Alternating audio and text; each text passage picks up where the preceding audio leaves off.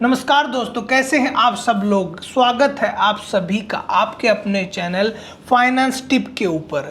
आज मैं आपके लिए लेकर आया हूं एक जीएसटी का बहुत ही महत्वपूर्ण बदलाव जो कि गवर्नमेंट ने अभी रिसेंट में किया है। एंड क्या वो बदलाव आपके लिए इम्पोर्टेंट है, तो चलिए जानते हैं। तो रिसेंट में गवर्नमेंट ने जीएसटी डिपार्टमेंट ने एक नया चेंज लाया है कि जो सप्लाईज की जाती थी अनरजिस्टर्ड पर्सन्स को, उन सप्लाईज को हम रिपोर्ट करते थे कि 2.5 लाख से अगर ज़्यादा का अमाउंट होता था तो हम उसको रिपोर्ट करते थे अपने जीएसटीआर 1 के अंदर। तो वो लिमिट में कुछ बदलाव किए गए हैं। अब बात क्या है कि क्या ये बदलाव एप्लीकेबल हो चुका है या होने वाला है। तब तक आपको क्या करना है, अपनी जीएसटीआर फाइल करते समय as a SSC, as a tax payer आपको क्या दिखाना है, जो नई लिमिट है वो या फिर जो ऑलरेडी चल रही थी वो। तो चलिए जान लेते हैं, पढ़ लेते हैं पूरे के पूरे एडवाइजरी को। कुछ ज़्यादा बड़ा नहीं है। एडवाइजरी है कि reporting of supplies to unregistered dealers in GSTR 1 and GSTR 5 जो नॉन रेसिडेंट टैक्सेबल पर्सन्स होते हैं उनके लिए, और जीएसटीआर 1 तो आपको पता ही है जो नॉर्मल आउटवर्ड सप्लाई जिनकी होती है उनके लिए एप्लीकेबल होता है।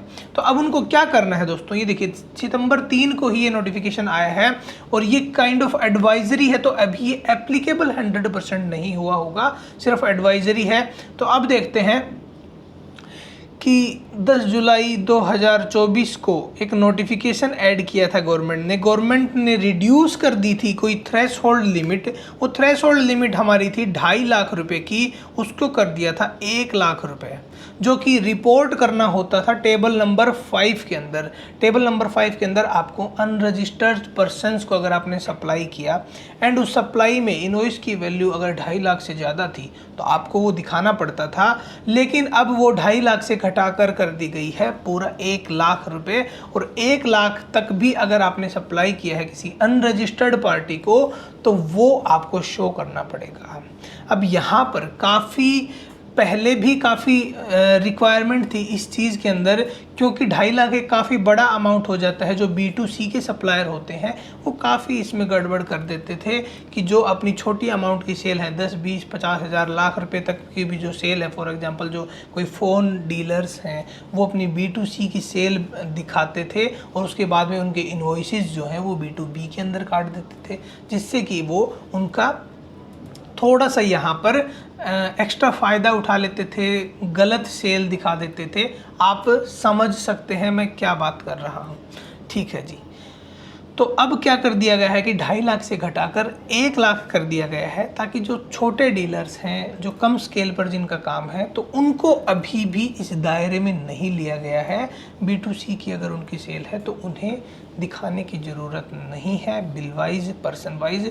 उन्हें बस अगर 1 लाख से ज़्यादा अगर उनकी कोई सेल होती है तो उनको ये सब चीज़ें शो करनी पड़ेंगी। In accordance with the legal provisions, change is currently under development on the portal and would be available to the taxpayer shortly. बहुत जल्द ही आपके लिए ये प्रस्तुत करने वाला है जीएसटी डिपार्टमेंट।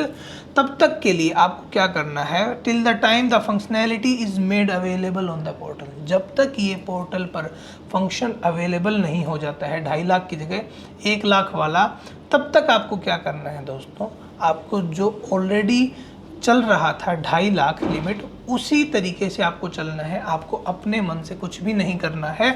और जब तक ये it is advised to continue reporting the invoice wise taxable outward supplies to unregistered dealers which are more than 2.5 lakh in the tax table number 5 of form GSTR 1 and table 6 of GSTR 5 के अंदर, ठीक है जी। तो simple सी बात है, 2.5 लाख का जो limit थी वो 1 लाख हो चुकी है, पर जब तक पोर्टल पे नहीं आया है आप लोग उसको 2.5 लाख ही मानिए। कोई अपने तरीके से कुछ भी एक्स्ट्रा एडिशन आपको करने की ज़रूरत नहीं है, कोई तरीका अपनाने की ज़रूरत नहीं है जिससे कि आप 1 लाख तक की जो सेल है B2C वाली वो आप दिखाना पड़े, ठीक है दोस्तों। तो यही था आज की वीडियो में। और ज़्यादा जीएसटी से रिलेटेड, टैक्सेशन से रिलेटेड, पर्सनल फाइनेंस से रिलेटेड अगर आपको चीज़ें जाननी है तो जुड़े रहिए हमारे चैनल फाइनेंस टिप के साथ में। थैंक यू सो मच, मिलते हैं अगली वीडियो में, तब तक के लिए बाय बाय।